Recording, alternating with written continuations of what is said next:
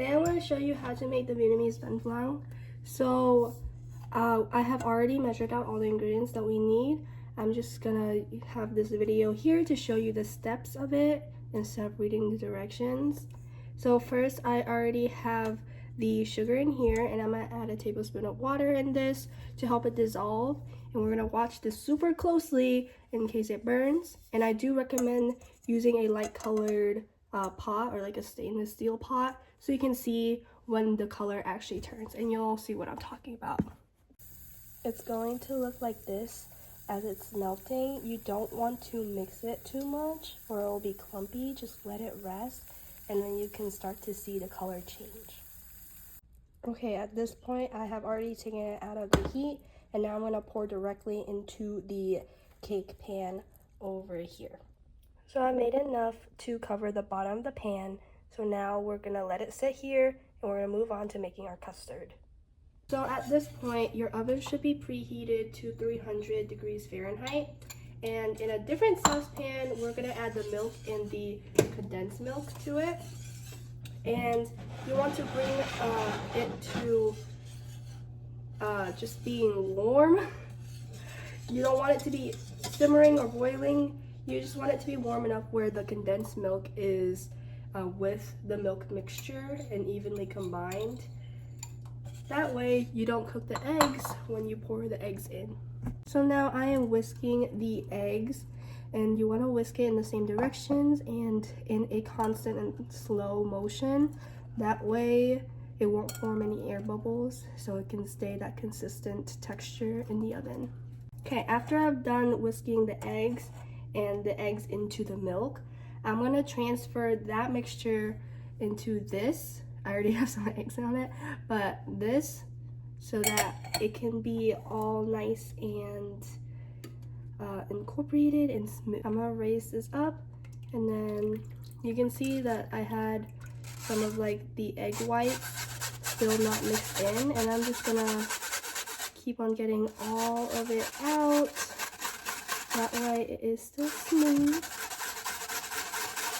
You can kind of see like all the stuff that couldn't go through it, and your mixture should look kind of smooth like that. The caramel should be hardened now, so now I'm just gonna pour this directly on it. Perfect. And there should be another like tin outside here, so that we can place water in it. It's gonna be like a steamer, act as a steamer for this custard. So I'll show you what that will look like.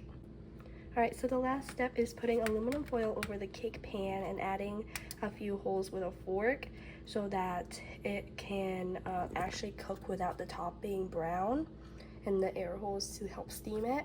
And then the water, I added it to about halfway through the actual cake pan itself, and we're gonna put this in the oven for about 60 minutes. Okay, so it is all done. It was in the oven for about 2 hours, longer than I expected because I'm used to a smaller cake pan, but now you can tell it's ready when it is still kind of jiggly, but it is not overcooked yet. So I'm just gonna run the knife along the edge of the cake pan, and you can kind of see the caramel coming out. So I'm gonna do that, and then I will show you how to flip it. I'm gonna use a flatter plate so that it's easier to just grab the whole thing. And we're gonna flip it. Let's see. Oh my god. that is scary. Okay. Let's see.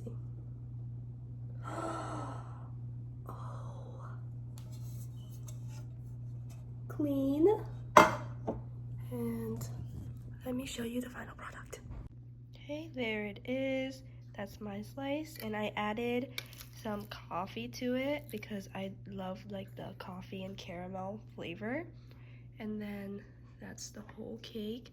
You can see the inside and how much caramel is left. All right, thank you.